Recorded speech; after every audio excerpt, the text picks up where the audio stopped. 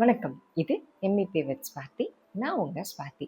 இன்னைக்கு நம்ம பேச போறது வெளியில யாரும் கேட்குற கேள்வி கிடையாது. ஆனா மனசுக்குள்ளேயே நம்மள நாமளே போர்க்களமாக்கிக்கிற ஒரு கேள்வி. நான் போதுமா? ஆம் ஐ எனஃப்? நீங்க இத ஃபீல் பண்ணியிருக்கீங்களா?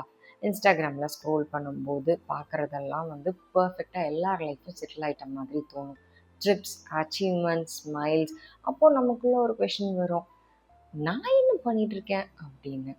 அப்புறம் ஆஃபீஸில் மீட்டிங்லாம் முடிஞ்சு வெளியில் வரும்போது எல்லாரும் கான்ஃபிடெண்ட்டாக பேசுகிற மாதிரி இருக்கும். நம்ம பேசுனதெல்லாம் கரெக்டாகவே இருந்தாலும் நம்ம ஒரு வேளை இதை பேசியிருக்கலாமோ, அதை சொல்லாமல் விட்டுட்டோமோ, இன்னும் பெட்டராக பண்ணியிருக்கலாமோ, நம்ம ஸ்மார்ட் இல்லையோ அப்படின்னுலாம் தோணும். ஃப்ரெண்ட்ஸோட ஜாலியாக இருக்கிற ஒரு டைமில் சடனாக குவைட் ஆகிடுவோம். அப்போ நமக்குள்ளேயே ஒரு கேள்வி, டு ஐ பிலாங் ஹியர் அப்படின்னு சொல்லிட்டு. இந்த மாதிரியெல்லாம் ஃபீல் பண்ணிட்டு இருக்கீங்களா? இந்த ஃபீலிங்க்கு பேர் என்ன தெரியுமா? It is core belief. இது எப்போ இருந்து வருது தெரியுமா? அந்த இன்ஸ்டன்ட்ல ஸ்டார்ட் ஆகிறது கிடையாது. அது ரொம்ப நாளா நம்மளை பத்தி நம்மளே டீப்பா பிலீவ் பண்ற சில விஷயங்களோட வெளிப்பாடு தான். ஃபார் எக்ஸாம்பிள், நான் இம்பார்ட்டன்ட் இல்லை, நான் ரொம்ப ஆவரேஜ் தான், நான் லவ்வபிள் கிடையாது. இந்த மாதிரி சென்டென்சஸ்லாம் லவுடா சொல்லியிருக்க மாட்டோம். ஆனா நமக்குள்ளேயே திரும்ப திரும்ப பேக்ரவுண்ட் மியூசிக் மாதிரி பல காலமா சொல்லிட்டு இருந்திருப்போம். இது எப்படி கிரியேட் ஆகுது தெரியுமா? சம்டைம்ஸ் டீச்சர் யாரோ ஒருத்தவங்களோட கம்பேர் பண்ணியிருப்பாங்க. ஒரு ரிலேட்டிவ் நம்மளை பற்றி ஜோக் அடிச்சிருப்பாங்க. நம்ம அப்பா அம்மா அண்ணன் தம்பியோட கம்பேர் பண்ணி பேசியிருப்பாங்க. நம்ம ஃப்ரெண்ட் யாராவது விட்டுட்டு போயிருப்பாங்க. இல்லை நம்ம பார்ட்னர் இது ஒரு ரீசனாக சொல்லி நம்மளை பிரேக்கப் பண்ணிட்டு கூட போயிருப்பாங்க. இந்த மாதிரி சின்ன சின்ன மொமெண்ட்ஸ் எல்லாத்தையுமே மைண்டு சேவ் பண்ணி வச்சுக்கும். திரும்ப ரிப்பீட்டடாக போட்டு போட்டு நம்மளையே நம்ப வச்சிரும். அப்போ தான் யாராவது ஒருத்தர் ரிப்ளை பண்ணலன்னா அவங்களுக்கு உனக்கு பிடிக்கல. யாராவது ஒருத்தர் பிஸியாக இருந்தால் நீ அவங்களுக்கு ப்ரியாரிட்டியே கிடையாது. அப்புறம் யாராவது கரெக்ட் பண்ண, ஐ மீன் நம்ம மிஸ்டேக்கை கரெக்ட் பண்ணால் நீ குட் அனஃப் இல்லைப்பா அப்படின்லாம் சொல்ல ஆரம்பிச்சிடும். ப்ரெசன்ட் சுச்சுவேஷன்ஸ் இல்லை இதுக்கு காரணம். பாஸ்ட் மெமரிஸ் நம்மளே திரும்ப திரும்ப சொன்னதெல்லாம் தான். சில நேரம் நாட் எனஃப்ன்ற கம்பேரிசன் அப்படி வர்றது இல்லைங்க. ஹெல்ப்லெஸ்னஸில் கூட வரும். இமேஜின் பண்ணி பாருங்கள். நீங்கள் ரொம்ப நேசிக்கிற ஒருத்தர், லைஃப் ஃபுல்லாக கூட இருப்பாங்கன்னு நினச்ச ஒருத்தர் ஹாஸ்பிட்டல் பெட்டில் படுத்திருக்காங்க. மெஷின்ஸோட சவுண்ட், மானிட்டர் லைட்ஸோட பிளிங்க், ரூம் ஃபுல்லாக சைலன்ஸ். டாக்டர்ஸ் இருக்காங்க, ரிலேட்டிவ்ஸ் ஏதோ பேசுகிறாங்க, எல்லாரும் எதேதோ பண்ணிகிட்ருக்காங்க. ஆனால் நீங்கள் மட்டும் ஓரமாக அவங்க பக்கத்தில் போய் நிற்கிறீங்க. அவங்க கையை பிடிச்சிட்டு இருக்கீங்க. அவங்க பெயினை எடுத்துக்க முடியாது, கண்டிஷனை சேஞ்ச் பண்ண முடியாது, டைமை ஸ்டாப் பண்ணவும் முடியாது.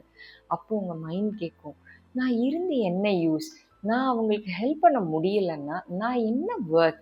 அந்த மொமெண்ட்டில் அந்த ஹெல்ப்லெஸ்னஸ் செல்ஃப் டவுட்டாக மாறும்.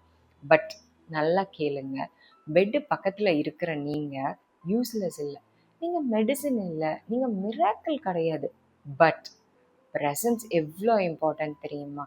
சம்டைம்ஸ் அந்த ப்ரெசன்ஸே பெரிய ஹெல்ப்புங்க. சைலன்ஸ் கூட லவ் லாங்குவேஜ் பேசும். இங்கே ஒரு முக்கியமான உண்மையை நம்ம எப்பயுமே தெரிஞ்சுக்கணும். ஃபீலிங் நாட் எனஃப் அப்படின்றதுக்கு மீனிங் நீங்கள் எனஃப்னு கிடையாது. அது பழைய உண்டோட ஒரு வாய்ஸ். சொசைட்டி நம்மளுக்கு நிறைய சொல்லி கொடுத்துருக்கு. பெட்டராக இருக்கணும், ஃபாஸ்ட்டாக இருக்கணும், ஒல்லியாக இருக்கணும், பணக்காரங்களாக இருக்கணும், ஸ்மார்ட்டாக இருக்கணும், இப்படிலாம் இருந்தால் தான் கரெக்டு.